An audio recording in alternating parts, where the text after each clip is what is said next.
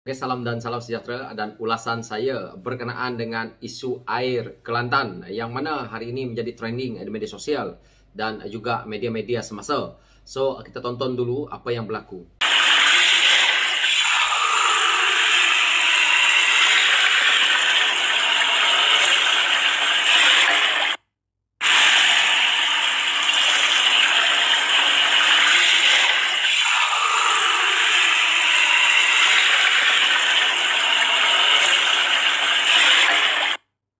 Daripada apa yang kita lihat, inilah keadaan air di Kelantan yang mana dikirim oleh pemilik akaun media sosial yang ada di Facebook dan hari ini begitu trending.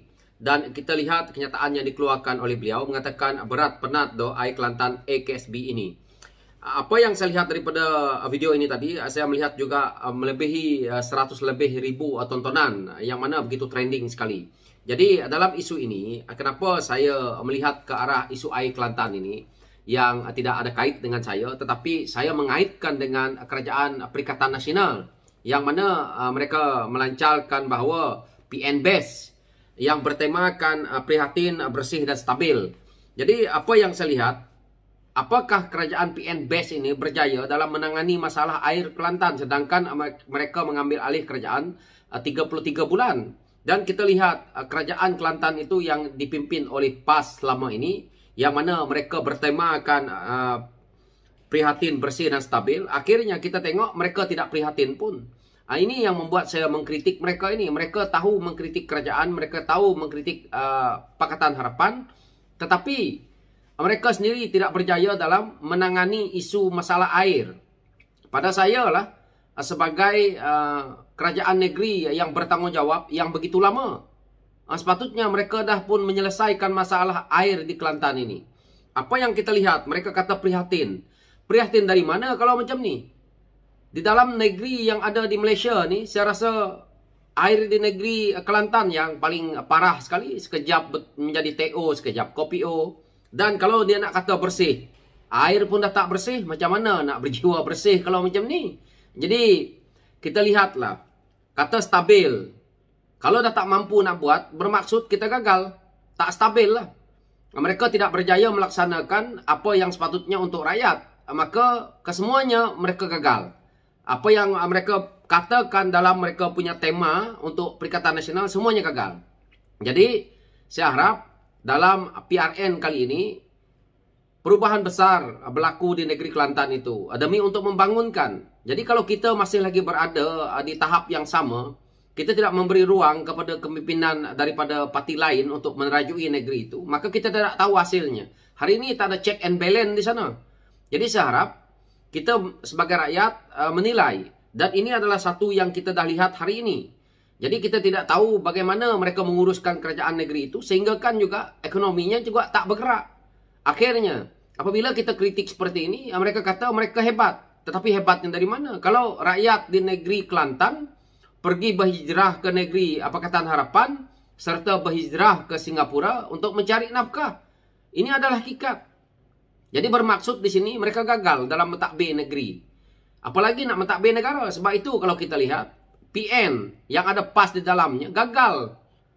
Yang mana kerajaan hari ini terpaksa menanggung beban hutang, terpaksa menanggung permasalahan yang ditinggalkan oleh kerajaan yang lalu. Ini adalah isu besarnya. Jadi isu air ini tadi pun mereka tak selesaikan dah berpuluh tahun. Kita tahu mereka dah memerintah bukan 2 hari di Kelantan. Ini isunya yang patutnya hari ini sudah diselesaikan oleh kerajaan negeri Kelantan, pimpinan PAS ini. Apabila mendapat duit daripada kerajaan pusat sebanyak 400 juta, sepatutnya mereka dah laksanakan kerja-kerja ini. Jadi pada saya lah, kalau hari ini mereka laksanakan kerja ini dengan baik, saya rasa rakyat boleh juga menikmati sedikit kenikmatan. Kerana apa yang berlaku ini, saya melihat daripada komen yang dibuat oleh pemilik akaun ini, yang mana beliau cuba untuk membuat karwas tetapi terpaksa dihentikan kerana keadaan air yang hitam yang tidak boleh beliau nak lakukan untuk mencuci kereta menggunakan air itu. Beliau kata kalau setakat sedikit-sedikit tak apa, tetapi ini adalah terlalu hitam dan anda boleh lihat bagaimana hitamnya air itu. Saya rasa kopi O yang orang tua minum di kampung pun tak seperti yang mana kita lihat dalam video ini. Jadi ini rakyat Kelantan perlu nilai generasi muda. Kita tidak boleh terpengaruh dengan dayah-dayah pimpinan PAS yang selama ini cuba untuk menutupi kelemahan-kelemahan barisan kepimpinan mereka mentadbir negeri. Jadi kita dah lihat. Sebab itu kepimpinan PAS tidak berjaya di beberapa negeri. Hanya mereka berjaya mengekalkan diri mereka di Kelantan dan Terengganu serta di Kedah sedikit. Jadi kalau PRN kali ini rakyat menolak, cuba kepimpinan baru walaupun satu penggal. Jika rasa tidak puas hati, maka kita tukar.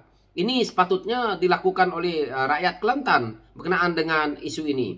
Saya tidak nak masuk campur dalam urusan sangat kerajaan negeri itu, tetapi saya lebih pergi kepada mereka yang dulunya mengatakan bahawa PN best dan bertemakan prihatin bersih stabil ini.